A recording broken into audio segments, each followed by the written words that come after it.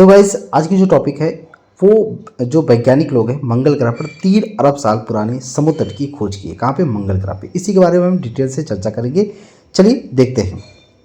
देखो कि अमेरिकी एजेंसी है नासा। नासा ने 1970 के दशक में मैरिनर 9 यान भेजा था, अंतरिक्ष यान भेजा था। कहाँ पे? मंगल ग्रह पर। तो मंगल ग्रह पे ये जब गया तो वहाँ पर पानी की सतह की मौजूदगी का पता लगाया था। इसी के साथ ही वैज्ञानिक लंबे समय तक इस बात को लेकर पहेली बनी रही कि वहाँ पर यह गुत्थी सुलझ गई कि लाल ग्रह पर पानी था या नहीं था, है ना, कभी पानी मौजूद था या नहीं। तो तब से कई प्रमाण मिले हैं कि मंगल पर एक दौर में पानी की अहम भूमिका हुआ करती थी, कभी हुआ करता था।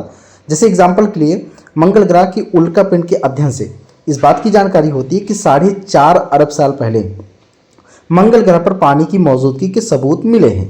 हालांकि पिछले कुछ वर्षों में मंगल ग्रह पर जो इम्पैक्ट क्रेटर है, इम्पैक्ट क्रेटर भी वहाँ सतह के नीचे बर्फ की मौजूदगी के संकेत देते हैं।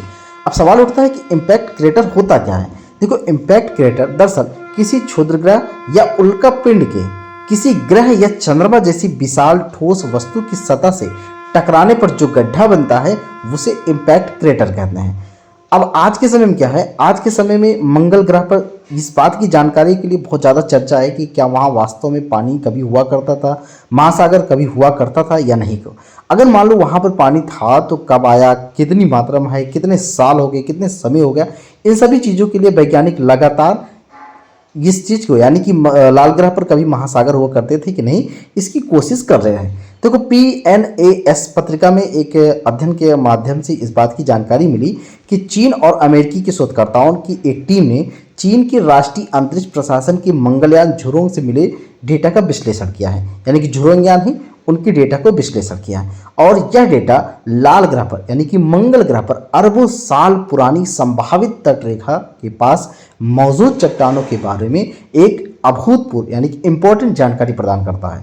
शोधकर्ताओं ने दावा किया कि उन्हें मंगल ग्रह पर एक प्राचीन समुद्र के तट पर पाई जाने वाली चट्टानों के नमूने मिले हैं। अब यहाँ पर यह सवाल उठता है कि मंगल ग्रह पर पानी की मौजूदगी है या नहीं है। देखो, मंगल से जुड़े रहस्य हैं, उन्हें जब जांचने पर यह पता चलता है कि या फिर कई अध्ययनों से पता चलता है कि उसमें भूविज्ञान, मिट्टी, वायुमंडल शामिल है। वह अक्सर पानी की मौजूदगी के किसी भी निशान की तलाश में रहते हैं। ऐसा इसलिए है क्योंकि पानी यह निर्धारित करने में महत्वपूर्ण भूमिका निभाता है कि क्या वहाँ पर यानी कि मंगल ग्रह पर जीवन था या नहीं था। देखो, जब पानी होगा तभी तो वहाँ पर जीवन की कुछ जानकारी पता चलेगा। अगर हम बात करें अवसादी चट्टानों की, अवसादी चट्टान अक्सर क्या होता है कि अध्ययन के केंद्र में होता है क्योंकि उनमें मंगल ग्रह पर पानी की मौजूदगी के प्रमाण मिल सकते हैं। मिसाल के तौर पर अगर हम बात करें कि नासा का परसिवियरेंस यान डेल्टा में जमा गाद में जीवन की तलाश कर रहा है। डेल्टा उस त्रिकोणीय क्षेत्र को कहते हैं जो तेज गति से बहने वाली पानी के स्थिर पानी वाले विशाल जल निकाय में मिलने पर रेत, खनिज और आसपास की घाटी के कटाव के कारण गाद के कण जमा होने की वजह से बनता है। एग्जाम्पल के लिए अगर हम बात करें मिसिसिपी डेल्टा जो कि अमेरिका में है और मिस्र का नील डेल्टा। देखो, परसिवियरेंस यान जिस डेल्टा के अध्ययन में जुटा हुआ है वह लगभग 45 किलोमीटर चौड़ा जेजेरो इम्पैक्ट क्रेटर के अंदर स्थित है। ऐसा माना जाता है कि इस इम्पैक्ट क्रेटर के स्थान पर कभी एक झील हुआ करता था। अब जो चीन की झुरोंग यान है, चीन की झुरोंग यान क्या है कि वहाँ पर उत्तरी गोलार्ध में, मंगल ग्रह के उत्तरी गोलार्ध में एक प्राचीन महासागर की जांच यानी कि उनकी अवशेष की खोज किया है। अब वास्तव में क्या वहाँ पर समुद्र है या नहीं है। देखो, झुरोंग यान का नामकरण एक पौराणिक अग्नि देवता के नाम पर किया गया है। चीन की राष्ट्रीय अंतरिक्ष प्रशासन ने 2020 में इसे प्रक्षेपित किया था और यह 2021 से 2022 तक मंगल ग्रह की सतह पर एक्टिव था।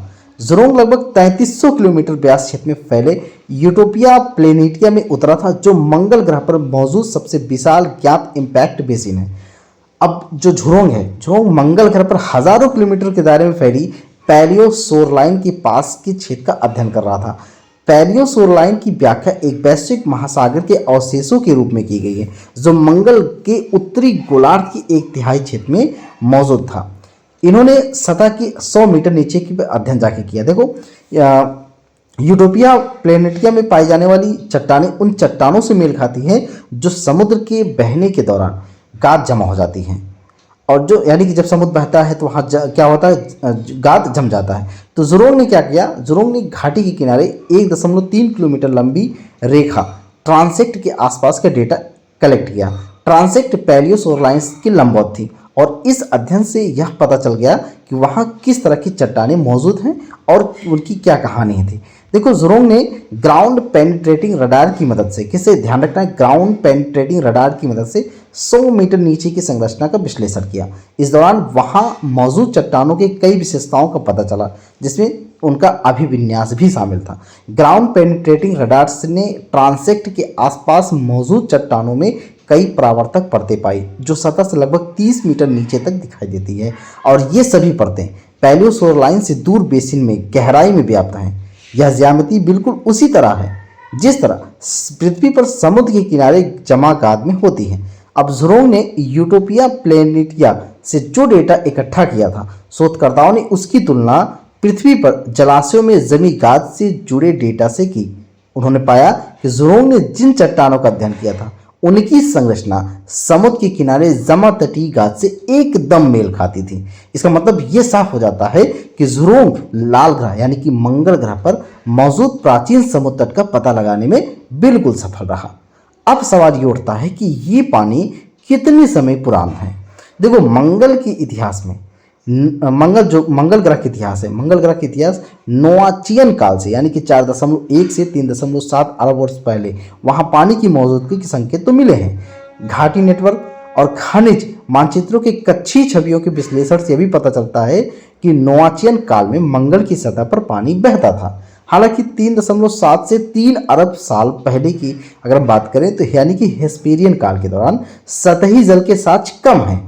हेस्पेरियन भू आकृतियों में विश्लेषण बहिर्वाह चैनलों के कच्ची चित्रों के विश्लेषण से ऐसा मालूम होता है कि इनका निर्माण स्थिर जल के बजाय भूजल के विनाशकारी दिशाओं से हुआ होगा। इस लिहाज से ऐसा लगता है कि हेस्पेरियन काल तक मंगल ग्रह ठंडा होकर सूख गया था। तो इस तरह ज़ुरोंग जो है, ज़ुरोंग यान मंगल ग्रह पर प्राचीन समुद्र तट का पता लगाने में बिल्कुल सफल रहा।